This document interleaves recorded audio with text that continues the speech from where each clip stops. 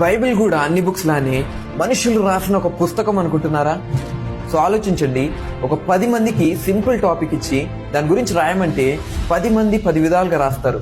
అయితే బైబిల్లోని 66 పుస్తకాలు 40 మంది వ్యక్తులు సుమారు 1500 సంవత్సరాల వ్యవధిలో ఏషియా, ఆఫ్రికా, యూరప్ అనే 3 ఖండాల్లో హీబ్రూ, అరమైక్, గ్రీక్ అనే 3 భాషల్లో రాయడం జరిగింది. పాత నిబంధనలోని 39 పుస్తకాలు, క్రొత్త నిబంధనలోని 27 పుస్తకాలు, ఆది కాండం నుండి మొదలు పెడితే ప్రకటన గ్రంథం వరకు ప్రపంచంలోని అత్యంత కాంట్రవర్షియల్ టాపిక్స్ అయినటువంటి దేవుడు, దేవుని స్వభావము, దేవదూతలు, మానవాళికై దేవుని రక్షణ ప్రణాళిక అనే అంశాలను అందరూ ఒకే విధంగా రాయడం జరిగింది.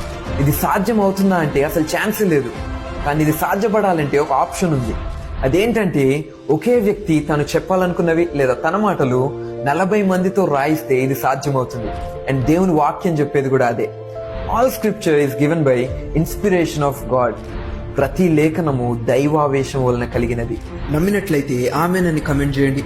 దేవుని వాక్యాన్ని విశ్వసించే మీ ఫ్రెండ్స్ కి ఈ వీడియోని షేర్ చేయండి. See in the next video. God bless you.